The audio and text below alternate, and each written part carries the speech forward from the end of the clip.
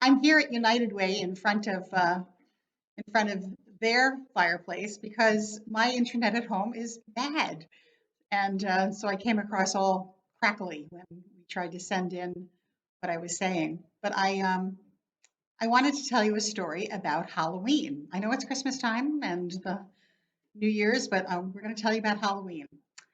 So I was about 8 years old, and my mother brought home from she worked on the bank on Wall Street.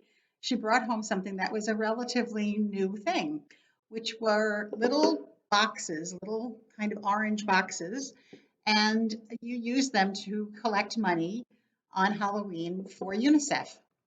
And my mom was not a really big fan of Halloween because in the neighborhood that we lived in Brooklyn, it was a very common thing for the kind of preteen and teenage boys to get big sticks of sidewalk chalk.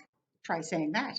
And putting it in a sock and breaking it up, and then running around the neighborhood hitting people with the socks, so that you had enormous, like, blotches of chalk dust all over your clothing, and it also hurt. So my mother thought that this meant that they were hooligans and that Halloween was sort of a thing for hooligans rather than, a thing that kids did when they grew up. So, but she got right behind this whole United Way, excuse me, she got right behind this whole UNICEF idea. And she showed me the box and she asked if I wanted to go out on Halloween and collect some funds from people. And I thought that was a great idea because I got to dress up as a pirate. I had a bandana, and my mom made some kind of an eye patch for me, and I think I had a mustache made out of eyeliner, I think, and blue jeans, and God only knows what else. But I was very excited about this because I don't think I'd ever gone out to collect candy on Halloween before. So I went out and we lived in a neighborhood. My block was very kind of funny, often whole blocks or brownstones or something. But my neighborhood had a couple of four-family apartment buildings, brick, and I lived in one of those. And there were some duplex houses and some individual houses and a few brownstones and then a really big apartment building on the corner. So there were a lot of people to go see. So I went out and with a bunch of other kids, and they were all collecting for candy, which was great because it meant I got candy too. But I also put out my box for UNICEF and explained that the money would go to help feed children around the world. And I got home later that night and we counted the money, and it was, I don't know, maybe 450, somewhere less than $5. But I was very excited because I felt really, I don't know, I felt proud. I felt proud that I had done this and it wasn't hard to do. And people had also given me candy, which was pretty nice. And that was a whole lot of fun. So I think that was probably the first time that I gave, and I gave in terms of volunteerism. Um, and I enjoyed it. It was great. And my mom was happy and she was proud of me too. And I'll give you one small other story, and this is about United Way. So years ago, I worked at the post office here in Ithaca as a letter carrier. This is in the early 70s.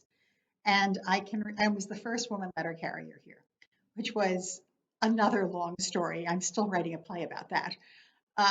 But it was a fascinating place to work. I'd never worked in a place that was so male before. I'd always worked in kind of female places. Um, so it was the time of year when United Way cards came out and they passed them around at the post office, and I filled mine out. And I can remember that I put down $2 a week from my paycheck. And I thought I was earning the really big money at this time because it was, I think, 1974.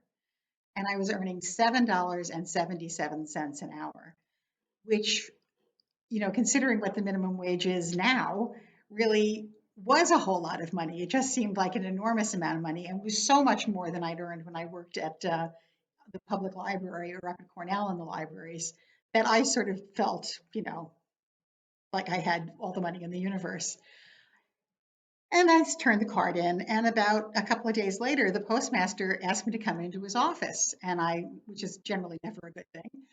But I went in, and he said, "Did you really need to put down that you were giving $100 this year to United Way?" And I said, "Well, 104. It's a $2 paycheck, right?" And he said, well, this means that I'm going to have to raise my gift.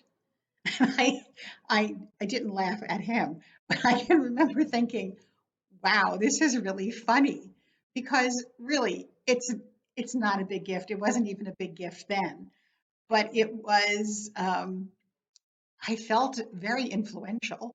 And I also felt like I, I think the only reason he was giving more is somehow I had shamed him, which I didn't mean to do.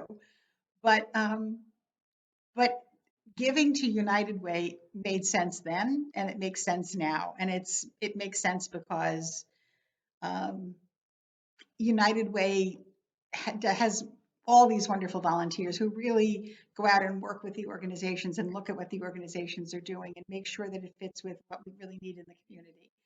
And secondly, I can't write a check to everybody in town who needs one, deserves one, or whatever. It just is, it's too many checks.